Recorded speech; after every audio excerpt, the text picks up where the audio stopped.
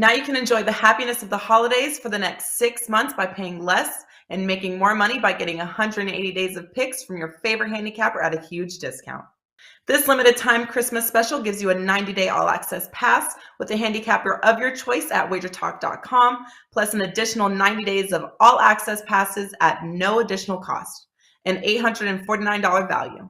This comes out to just under $5 per day, includes all sports released and any 5% best bets, normally priced at $35 each.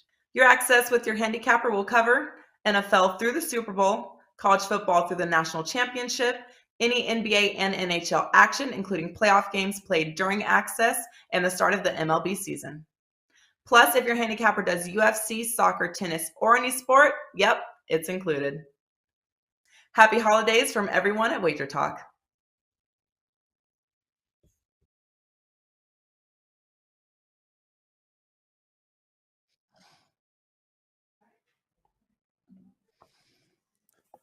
Happy Friday and Merry Christmas, everybody. It is the holiday edition of Prop It Up.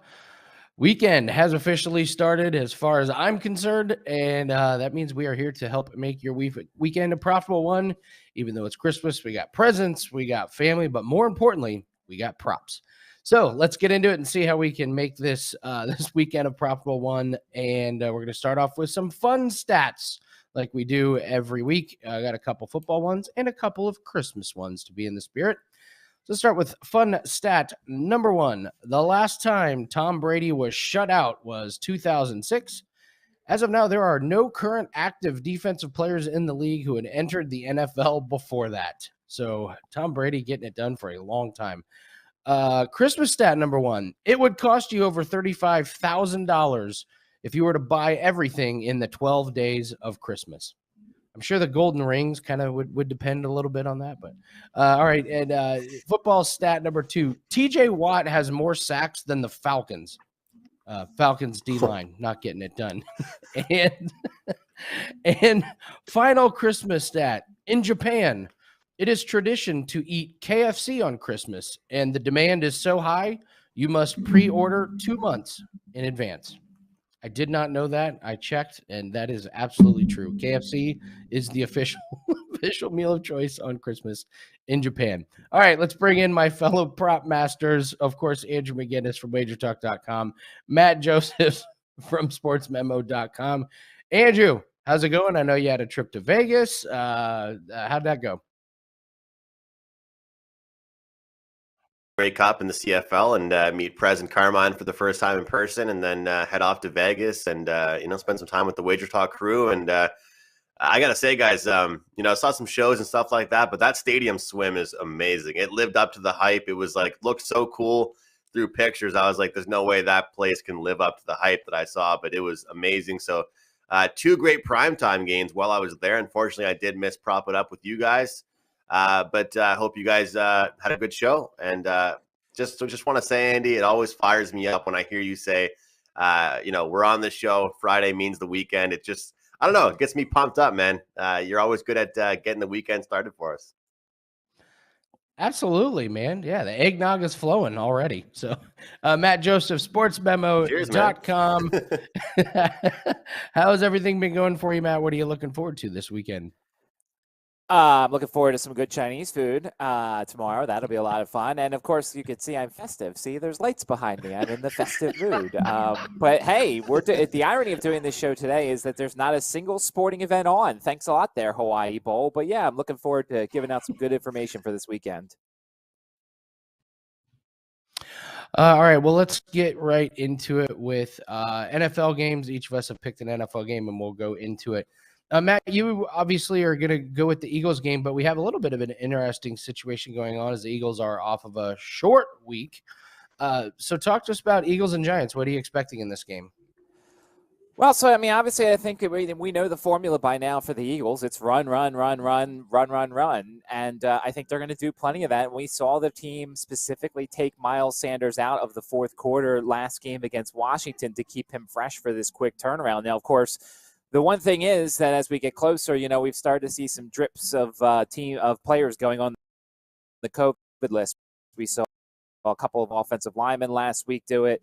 We saw Ryan Kerrigan, who I still can't believe is on the Eagles anyway. He just joined the list, and Nick Sirianni, of course, is on the COVID list as well. So this is something that, once again, you're going to have to kind of wait a little bit, and the books are already going to kind of make you wait a little bit, because if you look, there's not a single prop up in this game, I believe, because of all the uncertainties involving both teams. I think the Eagles are going to keep running it, and I think we saw last week that Jalen Hurts has gotten over his ankle thing, so I think he's going to slowly start running it more. The Giants are not very good. There is revenge in this game because the Eagles somehow lost to the Giants in New York. Thanks a lot, Jalen Reagor. I think that this team's going to use a lot of Miles Sanders. I didn't get any Jordan Howard props last week. Hopefully I will this week. I think we'll see plenty of Jordan Howard this week. And on the Giants side, look, I mean, Jake Fromm is going to be somebody that there's not a lot of film on, so I think that the Eagles may struggle a little bit early on with him. I think there's a chance there could be a slow first quarter for the Eagles in this game, so you may want to look at maybe a Giants first quarter type of wager just in case Jake Fromm comes out and scores a touchdown. Washington scored a touchdown their first drive on the Eagles. Of course, it was a bit of a fluke off of the foot interception that Landon Collins got, but maybe you want to see an Eagles team that struggles a little bit considering what they just came off of and considering the Giants are playing a quarterback that there's not a lot of film on. So I might look for a little Giants start to this game, maybe a Giants to score first, but I think the Eagles win, and I think they do it behind a lot of running by Miles Sanders and Jordan Howard. A bit of a fluke. A bit of a fluke. That was as fluky gets. That was that was as fluky as any type of fluke I've ever seen gets. I was actually going to talk about this later, but I wanted to bring this up for you now, Matt. I think a big advantage that you guys have is your defense should be good to go on this short week. You guys held the ball for a long time. I was kind of looking at trying to target some of these teams on these really short weeks, like fading their defenses. Like maybe their defenses are a little bit tired, but I believe your defense was only on the field for 25 minutes. So I got to believe that's got to help you guys. And maybe we might be looking at some Giants unders. You could. Obviously, look, hey, Devontae Booker had more rushing yards than Saquon Barkley last week and has arguably looked a whole lot better than Barkley has this season. So you could find some value potentially on Booker. There's been some great stats on the Eagles defense the last couple of weeks, but they've also played nobody as of late. Like the last couple of weeks, they had Taylor Heineke, they had Zach Wilson, they had Daniel Jones in that first meeting against the Giants. So they haven't really played anybody lately, and they're not going to again this week. But you could find some value potentially on some unders if they set Saquon Barkley's number too high. Yeah, I have a big circle around Saquon Barkley under. It was noticeable. The eye test alone, if you're just like Booker's just way healthier and way faster. He's just got better burst right now. I don't know why. If they're sitting Daniel Jones, I'm not really sure why they wouldn't be resting Saquon Barkley. So, all right, good stuff. Matt Josephs from sportsmemo.com. Andrew, coming to you. A huge game. We got a lot of huge games this week and next, but Pats Bills, it's got to rank up there. So talk to us from a prop perspective. These two teams played a very strange game last time. Wind galore that decided the game. Got to believe it's going to be a little bit more high scoring. So what are we looking for props wise? Pats Bills. Yeah, definitely a big game. One I'm looking forward to watching. It's going to be very exciting and very different, I do believe. I think that I'm going to touch on in the topic I discussed in a few minutes about, revenge games and when teams play each other in a short span of time here. But, the first thing I'll say, not having Cole Beasley, that's a huge thing for the Buffalo Bills. We can try and exploit that in the prop market. Gabriel Davis has a 17% target share.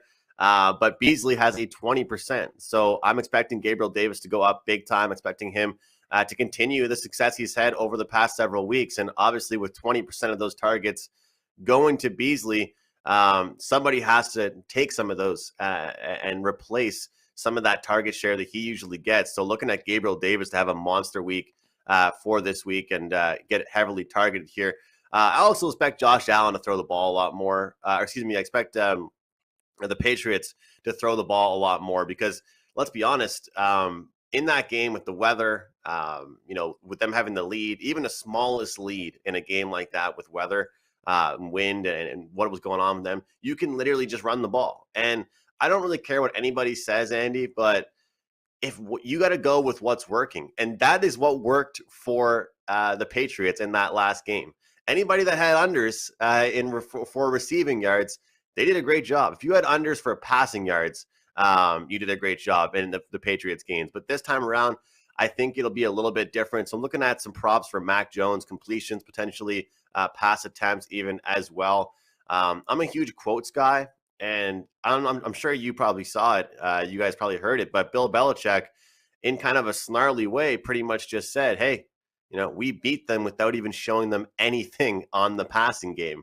That's pretty awesome. You're playing a team a few weeks later, and you literally didn't show them pretty much anything you're going to do passing wise. So I thought that was a pretty good quote, and I'll be looking towards Mac Jones a little bit for some passing stuff, running stuff here.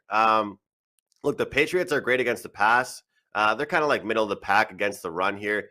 Devin Singletary, I'm expecting a big week out of him. He's somebody I have circled. And I think that, with kind of the mixed load and him not getting a bunch of touches lately, I think that it's kind of made his number super, super low. So in this game here, obviously, I don't expect it to be the same game flow. Like I said, with the weather and things like that, I think it'll be competitive. I do like the over in this game. And I think that we're going to see a great mix of both pass and rush from the Bills. And then I want to see Singletary get quite a few touches. So just a few plays I really do like. But, those quotes are really important to me.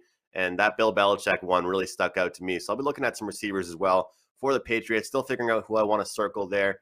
But Gabriel Davis for the Bills is definitely somebody I have my eye on with Cole Beasley going down with the vid. Good stuff from Andrew McInnis. Big quotes guy, Andrew McInnis from WagerTalk.com. Game I'm going to go after the Colts and Cardinals, two teams I have followed very closely. So they play each other. I'm very excited about this game. I'll start with the Cardinals running game. I was amazed at what disarray it appeared to be in last week. They couldn't figure out how to use Chase Edmonds or James Conner. And it's one of those times where when Chase Edmonds went out, James Conner took over and did great. They tried to insert Edmonds right back in the lineup, and it was a disaster.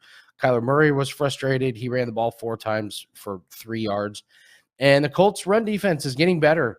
I would look at some unders in this running game. I was not impressed at all from what I saw. And if the Colts get up, they can bleed that clock, and they're going to take the running game away from Arizona. As far as the Colts go, obviously we got to look at Jonathan Taylor. His rushing receiving is 122.5, and the Colts are just making they're making no bones about it. This is what their offense is. It's going to be Carson Wentz not doing much and trying not to turn the ball over, and Jonathan Taylor running a lot. I'm concerned for the Cardinals defense. They don't have any interceptions the last 2 games, and they let Stafford and Goff throw for 6 interceptions. And so you might look at Carson Wentz to not throw an interception. He's not been doing that. And if they can get Jonathan Taylor going, as we saw, they can win a game easily by completing 5 passes. So if you're only completing 5 passes, you're probably not throwing very many interceptions. As far as the passing game goes, I think the absence of DeAndre Hopkins is a little bit more kind of a locker room type deal for this offense. He hadn't been over 100 yards at all this year, but he was just able to attract a lot of the defense. And this is a Colts secondary that you can throw on. That's their weakness. And we've seen some bigger games from quarterbacks against the Colts. That being said, I'm just not sure if they have the weapons, and I'm not sure if they're going to be able to exploit the secondary because Kyler Murray has just not looked good. Maybe he came back from injury just a touch too soon, a la Russell Wilson. So I'll be looking at Carson Wentz to not throw an interception. I'll be looking at some of the unders in the Cardinals games, and I think this game goes under. I think if the Colts get out to a lead, they're going to bleed the clock. And as we've seen, the Cardinals have been frustrated the last couple weeks. So that's what I got for the Colts and the Cardinals. Andrew, I'm going to come to you. Promo time, what do you got for us this weekend? Are you dabbling in the NBA for some of the Christmas games? Yeah, I am, Andy. And I've actually been getting into some props. I shot you a message a couple of days ago about a prop, and you said you're on it, and then I checked Twitter, and then I checked the WagerTalk yesterday's plays, and it seemed like everybody in the world was on it. So it made me feel pretty good. I was kind of in the NBA prop betting loop there. But right now I am doing like regular NBA sides and totals, but just like kind of what I see from yourself, I'm probably going to be higher volume with the props, But just a message out there to anybody that does follow my plays, whether it's NFL sides, NBA sides. that kind of stuff. The information just in general these days is getting out a little bit later. I'm sure these two guys would agree with me as well. So the plays aren't being sent overnight as much or in the morning. You're getting these in the afternoon. But yeah, Andy, ready to go. Got some NBA plays, NFL best bet. But I'll tell you, Andy, really, really hoping that the NHL comes back on schedule. And hopefully Gary Bettman listens to Adam Silver and his strategy, because it sounds like he's just ready to keep on rolling.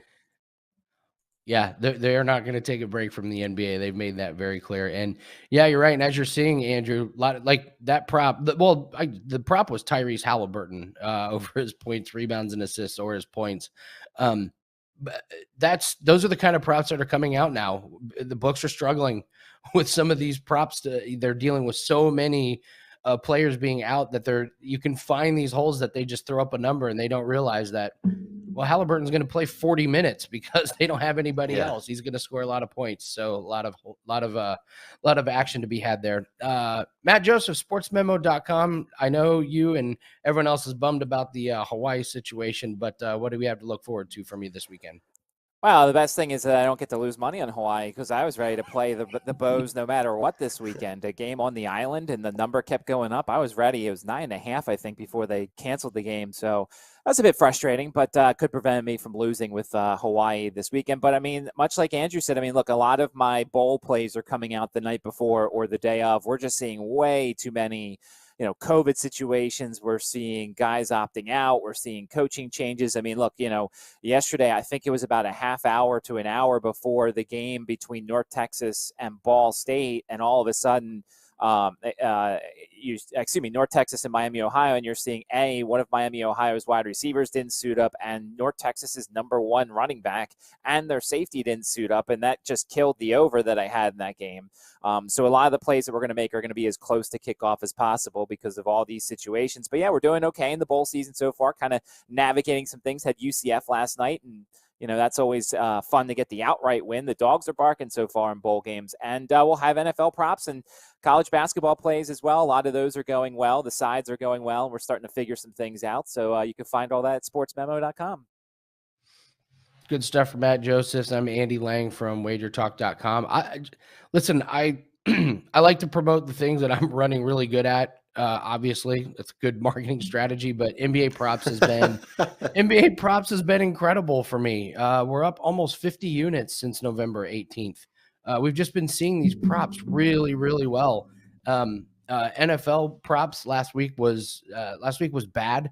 We had good, 4 weeks coming into it, but last week was bad. It's going to be a light NFL card for me because I'm putting all my time and effort into NBA props. I'm finding holes in the market. We're cashing a lot of plays almost every single night. So if you're looking for what I'm running really good in, and for over a month now, it's definitely the NBA props, and I don't see that slowing down. I have high hopes for the rest of the NBA season for player props. I will have a 4% NFL play up as soon as – actually, I'm with you guys. I'm not putting these plays up until, the morning of games. I won't have any NFL plays up today. But we will have NBA plays up tomorrow for your Christmas watching. So, all right, let's get into some topics. Matt, I'm coming to you first. This is probably one of my favorite ones. Let's just go with miscellaneous musings. Go. The floor is yours. I mean, look, I we've done topics every week, and I'm just running out of things, and so I'm just here to just talk about what's on my head right now. And I'll say this: so one of the things in the NFL that I've enjoyed has been these kicker props, and I know that you, Andy, have a kicker prop for the show coming up, and I've enjoyed it. I mean, look, here's the thing, and I've talked about this a little bit before. They put up the points and they put up the field goals. Well, a lot of the times you're not going to hit the over on the points without a bunch of field goals. So to me, I've kind of just cut the points part out and just said, all right, let's just play the field goals. And there are stats, teamrankings.com has special teams defense, and it has, teams that have given up a lot of field goals. Last night, Bullock was over 1.5 field goals. It was like plus 135. I didn't take it. I had Gould because the Titans had allowed 3 field goals per game over their last 3 games. So it seemed like a good play. And of course, the 49ers had the red zone interception yesterday. So that was a bit frustrating. But, generally, I'll just say this. the COVID stuff has been a bother across all sports. We're seeing college basketball games get postponed left and right. We're seeing players not show up in the lineups until minutes beforehand, and we're seeing this stuff in the college football. Look, college football, I think there's a lot of people. I laugh because I follow a lot of sharps in this industry, and there's people betting games like a week or two out, and I'm like, dude, this is just, we can't bet things that are coming up in the next day or two because we don't know what's coming up. So I really caution people to wait as much as possible when it comes to betting on these bowl games because, numbers are important and we all want to get the best number. But I think nowadays we want to get the most information. And also last night proved to you that talent doesn't always win. UCF is probably going to be one of the most motivated teams in bowl season. They get a chance to play their big brother. Their big brother was without their coach. They were without some players and things like that. And UCF may not have been the more talented team, but motivation carries in bowl season. And so you're going to have to look for more situations and really ask yourself when you look at these games, who wants to be there? Who doesn't want to be there? And in the case of who wants to be there, a lot of times that's the side you want to be on. The underdogs are doing really well in bowl season. And by the way, also last week we gave out the best bet on the Sun Belt. And tomorrow, if Georgia State wins, we win the best bet on the Sun Belt. Well, that would be their third victory. So we're really looking forward to that. But I preach caution, folks. Numbers are great and getting the best numbers great, but you need the most information nowadays because with everything going on, people are falling left and right, and that's certainly changing the handicap. I would just like to say for the record, the reason I picked the kicker prop was because it was a shout out to you, and I wasn't sure if you were going to be here today. I was like, oh, we'll do a kicker prop. We'll do Greg Zuerlein. Matt loves Greg Zuerlein. He plays him every week. That's the only reason why I made the kicker. I gotta give you guys credit because I've noticed both of you guys have kind of steered away completely from the over 3.5 field goals from both guys. You're just singling out one guy. I don't think I've seen you guys this year really on Twitter or anywhere talking about 3.5. It's just the 1.5. And you guys have definitely gotten me into that, pick the guy you expect to be kicking the most field goals and not just, rely on both of them together. Cause it would be a shame if one guy, did get to 2 or 3 and you still didn't get there. We're seeing a lot of teams go for it a lot more on fourth downs than in years past. I think, Matt, I don't know. I think that's kind of Dustin Hopkins is that prop has kind of been ruined because of the San Diego situation. We saw San Francisco get don't get Matt started. So, I know, but no, I Matt, hate that guy. Brandon Staley's on my list. I could send him coal if I could. Naughty list. No, I stay away from some of these teams that just go for it all the time on fourth down. But at the same time, I feel like it's opening up teams that do kick the field goals, and we can find those props. Those props, Matt. I don't know if you agree with that. Yeah, I mean, there's certain teams. I mean, look, Justin Tucker. And plus, look, I've also started playing the over on the longest field goal in Denver because people, I mean, look, they were banging 50-yard field goals last week in the Cincinnati-Denver game. Or no, 2 weeks ago, whenever it was the Cincinnati-Denver game. I think that's a good one. But, yeah, there's certain teams that are just more prone. Because Cincinnati's got a good kicker. Baltimore's got a good kicker. Denver's got a good kicker. And some of them kick it from length, too. So, yeah, I think the teams that struggle to score at times, they're more apt to kick field goals. And plus, there's a lot of these that are plus. As I said, Randy Bullock yesterday was plus 135 at one point. Gould was minus 105 and then fell to even. And so I think, look, we're looking for underdog values. All you're doing is asking somebody to kick 2 field goals for some offenses that aren't very good. I think it's a great potential bet. I'm going to get into some prop betting strategies for this weekend in the NFL. Of course, we have all the COVID issues, but I do want to talk about teams on these really short weeks. And a couple spots that you can get sneaky with. The Los Angeles Rams running game, this one might be tough to figure out. Henderson and Michelle both played last week. I don't think there's any way you could play an over on either of these guys, but you might be able to look at an under. If they come out and say this is going to be a split, you could have a situation where both of these running backs go under. This defense could be a bit tired. They were very depleted, could be discombobulated off of the really, really short week. So I would look for the Vikings offense to have some really good props to play over in it. The Washington defense, the football team defense, probably a bit tired. Cowboys offense could be able to move the ball pretty easily, have a lot of time of possession. Pollard and Zeke could be solid plays, and I'd look for Antonio Gibson under. The other couple teams on the short week, Seahawks and the Bears. The Bears just can't score, and the Seahawks defense is actually done really, really good. There's 8 games in a row they've held teams under their scoring average. So I'd look for some of these teams on unders that are coming in on the short weeks that have had the COVID issues. Their offenses aren't clicking as much. So, Andrew, coming to you. You talked about the Pats and the Bills earlier, a little bit of revenge spots. So let's talk about revenge. You got revenge on Rudolph's revenge on your mind. Revenge on my mind. Yeah, this can apply to every single sport, Andy. Of course, we have the football team and the Cowboys as well, playing again after playing just a few short weeks ago. So, look, this is very simple. I'm not busting out rocket science here when I'm saying this, but I just want to let everybody know out there that doesn't already know this, that don't expect the same result in the next game that you saw 2 weeks back. Don't handicap this game, 100% based on what you saw a few weeks ago. And I'm sure you guys would agree with me on this. What we saw specifically in that Patriots game, which is why I wanted to choose that one, just to kind of talk about a few different things. When I talked about the game there, was just to throw out a few things I might be looking for. I might not have given out that many direct picks in that game, but the point is that one game to the next, whether it's even one weekend to the next, that's what happens in the CFL or NHL. Sometimes it might even be a couple days apart from the teams playing. These guys have such great film rooms. They have tablets pretty much attached to their hands. They have coaches constantly making adjustments. In the NFL, they have the weather to deal with to change things in according to who's getting the ball, how much they're passing, how much they're throwing.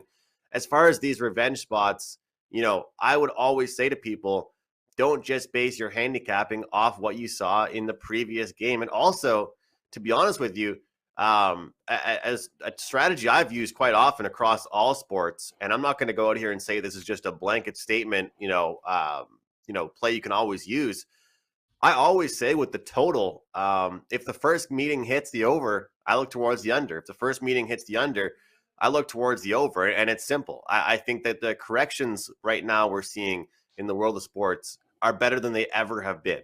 I really do believe that the amount of coaches that are paid by teams, the amount of, film study sessions that they have, all of that good stuff, these guys can make changes. They don't need weeks and weeks of practice, which is why it's kind of a pet peeve of mine when people say, what are they going to change if they just played a couple days ago in the NHL or in a playoff series? I think they can change a hell of a lot, and I think that just simple coaching and film studies can really help a lot. So revenge spots are huge. Don't expect the exact same result as the first time around. Things can change in a big way. Good stuff, Andrew McInnis. We are now getting into some best bets for everyone this weekend for your holiday actionable infotainment. Matt Joseph, sportsmemo.com. I am coming to you first. What gift do you have for everyone today? Other than my sunny disposition on a weekly basis, I will give you the gift of this best bet. I think that I like Joe Burrow over 1.5 touchdown passes against the Baltimore Ravens. People have forgotten because if you look at his statistics here, he has not done it in 6 straight games. And while he has not done it in 5 of 6. His first 8 games, he had 2 or more. And I just think that this is not going to be a Joe Mixon game. Plus, not only that, we saw Wink Martindale, the defensive coordinator for the Baltimore Ravens, basically come out and say, essentially to the effect of, because they asked him, will you be doubling Jamar Chase? And he's like, no, we doubled Devontae Adams because Aaron Rodgers is really good. And we're not going to give a gold jacket to Jamar Chase or Joe Burrow yet. And so I think Joe Mixon's going to struggle a little bit. The Ravens secondary has essentially nobody. I mean, if you look, it's Anthony Averett, and I think it's Tavon Young. The rest of the guys are injured or out for the season. And look, the Bengals offense, I think, is going to be good in this game. And I think you're going to get 2 touchdown passes or more from Joe Burrow. I think both of them could go to Jamar Chase. Might be interested in looking at what Jamar Chase's longest reception is, because the Ravens have given up a lot of long receptions so far this season. But I think Joe Burrow has a really good game, over 1.5 touchdown passes for the Bengals quarterback. Could not agree with you more on that. The Ravens secondary is so beat up, and the running game the running defense is really good. So, the plan of attack from Cincy should be through there. Andrew, coming to you first. You've mentioned this guy already, and you're going to put your money where your mouth is on this guy. Give us a little stocking stuffer. Yeah, I mentioned him already, but like you said, I really like the play. So why not make it a best bet? Gabriel Davis over 46.5 receiving yards. He has not had a drop on 17 targets. Like I said, Cole Beasley is not in the lineup for the Bills. He has a 20% target share. That has to disperse somewhere. And I believe that we'll see Gabriel Davis go up a little bit as it's already 17%. He should get some of that. And, guys, the differential from this week to last week is only about 5 or 6 receiving yards as far as the difference in his number. And I feel like with that, Cole Beasley not being a lineup and just what we've seen from Davis recently, we'll see him get quite a few targets here and get the job done. I expect this to cash early in the game. Let's get it done. Christmas, holiday season, Gabriel Davis over 46.5 receiving yards. Andrew calling the first half shot, going over in the first half for Gabriel Davis. Let's get it done. Yes, I am bringing a kicker prop to the table here. Greg Zuerlein over 1.5 made field goals. He's done this in 8 straight games. And this is a Cowboys offense. They don't go for it a lot on 4th down. They've been fairly conservative. This isn't a high-flying offense. They clinched a playoff berth, so they really don't have to push it too hard. They don't need a high-flying attack, and they're playing a Washington team that does have Taylor Heineke back, but Washington's coming off a short week. Washington's coming off a frustrating game. And last game against Washington, Zuerlein was 4 for 4. So I would expect the Cowboys offense to be able to move the ball, but to not take any chances once they get inside the 30 because they've got a kicker that's so good. So Greg Zuerlein over 1.5 field goals. And that play is up right now. So if any of these plays are up right now, these you can probably take right now. So quick recap on our best bets. I am going with Greg Zuerlein over 1.5 field goals. Andrew McInnis is going with Gabriel Davis over 46.5 receiving yards. Matt Josephs going with Joe Burrow over 1.5 passing TDs. Those are your Christmas props for this weekend. That is going to wrap it up for us here on Prop It Up. Hope everyone has a great holiday and a profitable weekend. Andrew McInnis at WagerTalk.com. Matt Josephs at SportsMemo.com. I am Andy Lang from WagerTalk.com. Happy holidays, and we will see you next week on Prop It Up. WagerTalk continues to be an innovator in this industry, and our WagerBucks program is just one example. Because it's the holidays and we're feeling festive, we're giving you $100 worth of WagerBucks for only $49 using promo code WB49 at checkout. So how do they work? It's simple. You buy credits in bulk at a discounted rate and then apply them dollar for dollar towards your purchase.